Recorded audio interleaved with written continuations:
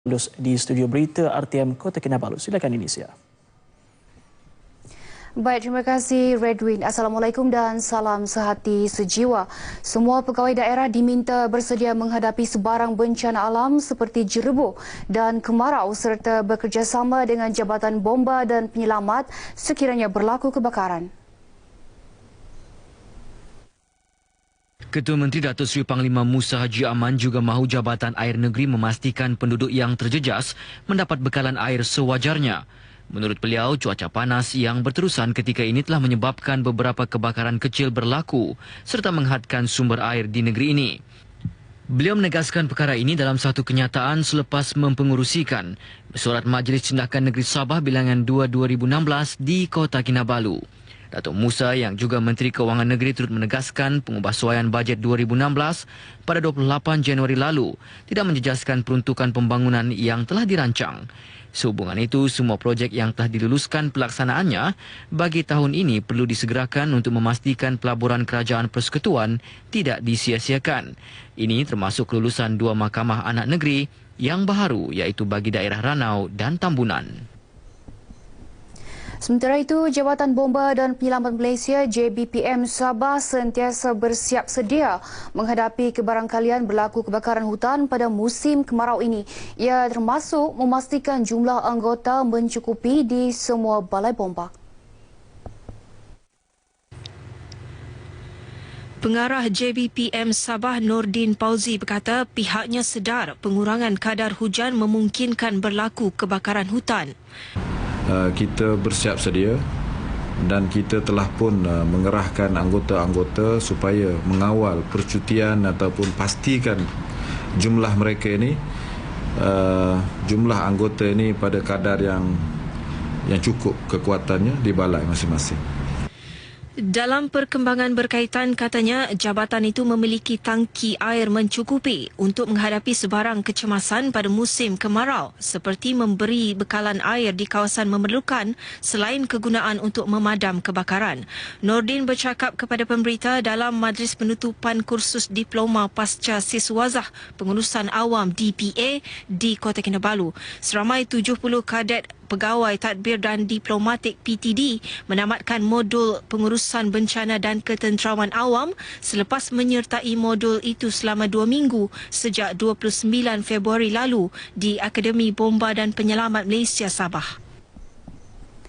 Seorang tertuduh dalam kes pencerobohan Lahadatu Timhar Hadil, 39 tahun, memberitahu Mahkamah Tinggi di Kota Kinabalu beliau dan bapanya Habil Suhaili telah diperkenalkan kepada Sarjan Yusuf Pantrin oleh adiknya Bakrin Hadil tanpa mengetahui dia dan bapanya sedang dicari pihak polis.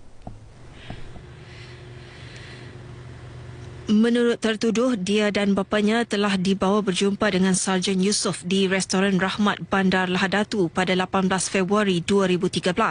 Ketika ditanya timbalan pendakwa raya Muhammad Dusuki Mukhtar sama ada dia mengetahui polis mencarinya kerana dia seorang askar penceroboh, Timhar yang menjawab tidak tahu turut menafikannya. Jelas tertuduh Sabah bukan untuk mengumpul maklumat tentang pasukan keselamatan Malaysia tetapi untuk mencari pekerjaan yang baik. Menurut Timhar, ketika berjumpa dengan Sarjan Yusof, dia menunjukkan dokumen yang membuktikannya bekerja sebagai pengawal peribadi orang yang dikenali sebagai Sultan Sulu, Muizzul Lail T. Kiram. Tertuduh juga memberitahu dia turut mendapat penghargaan Panglima daripada Muizzul Lail kerana kejayaannya dalam pertandingan karate di Tawau. Perbicaraan di hadapan Hakim Stephen Chung bersambung pagi ini. Yayasan Nur Jauhar yang ditubuhkan sejak 2012 akan terus berganding bahu dengan kerajaan negeri dalam mengurangkan beban golongan kurang berkemampuan.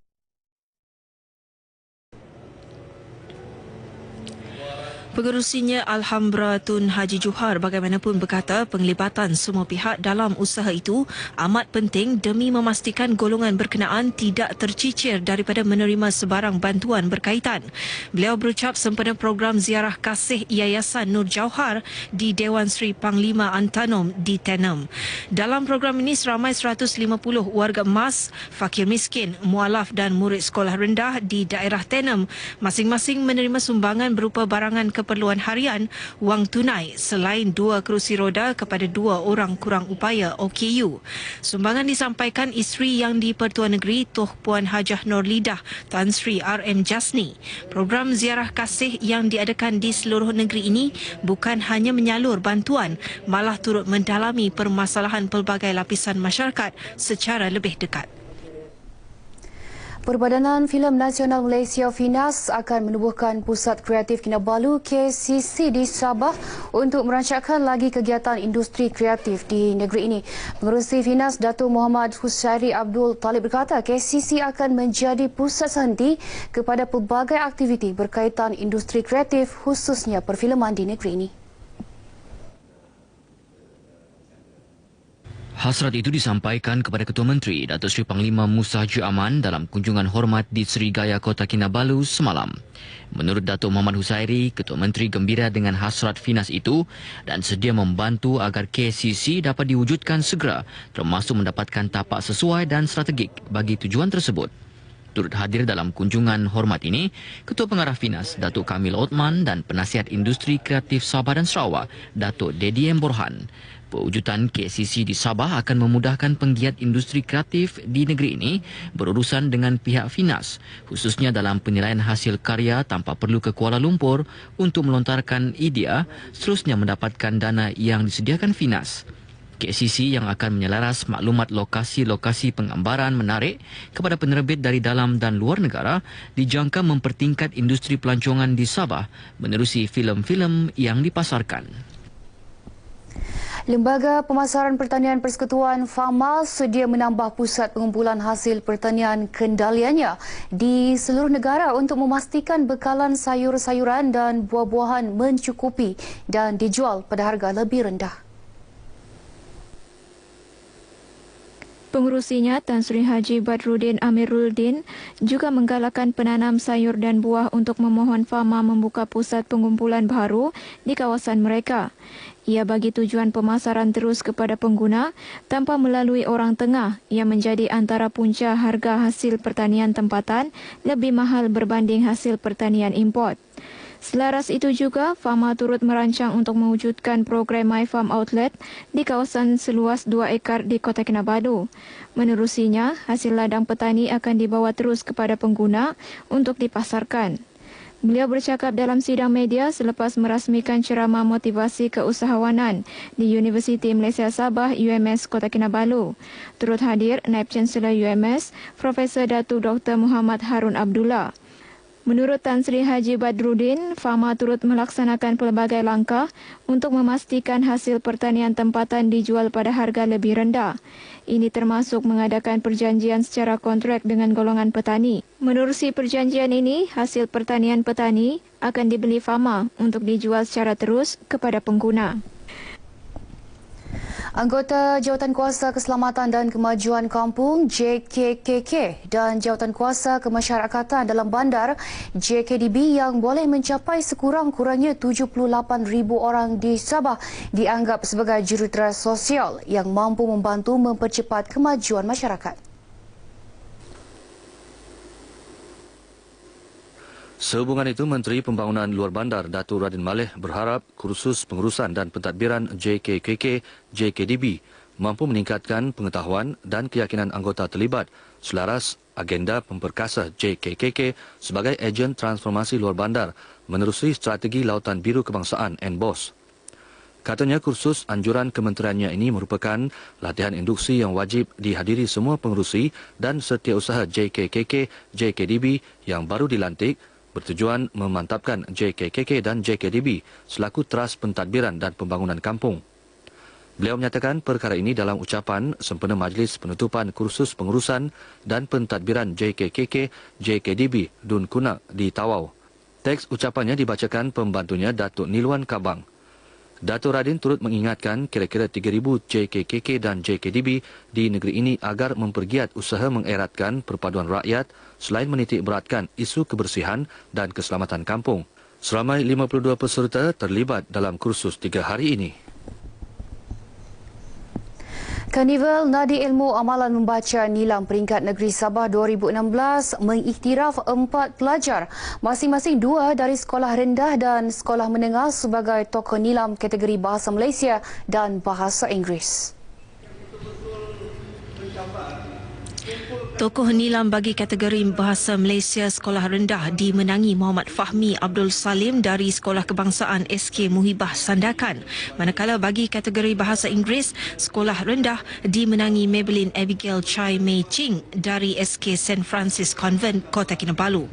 Tokoh nilam bagi kategori Bahasa Malaysia Sekolah Menengah pula dimenangi Anis Arina Rosli dari Sekolah Menengah Kebangsaan SMK Telupek.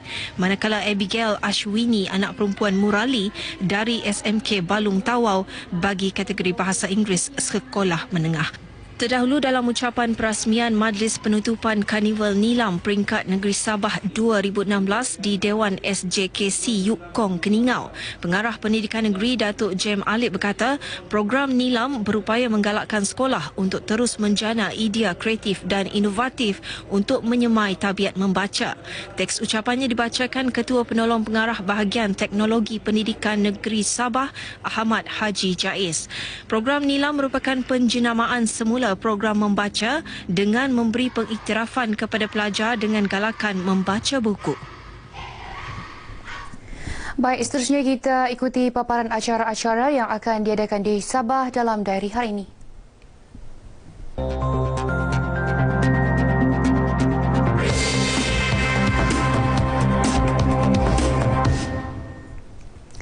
Pada pukul 8.45 pagi ini akan berlangsung majlis penyampaian sijil kursus kemahiran pertanian bersepadu dan majlis pengiktirafan pertanian cemerlang di Auditorium Jabatan Kebudayaan dan Kesenian Negara JKKN Sabah di Kota Kinabalu. Sementara itu, pada pukul 9 pagi, Majlis Pelancaran Program Pendidikan Seni Malaysia Sabah akan diadakan di Sekolah Menengah Kebangsaan Elopura Bestari, Sandakan. Akhir sekali, pada pukul 2.30 petang akan diadakan majlis penyerahan Allowance Sara Hidup kepada peneroka-peneroka wilayah Pantai Timur Lembaga Kemajuan Tanah Negeri Sabah LKTNS di Dewan Rancangan Sungai Manila, Sandakan. Baik, paparan itu mengakhiri bahan berita dari Sabah hari ini. Kembali kepada Redwin di Angkasa Pulih. Silakan.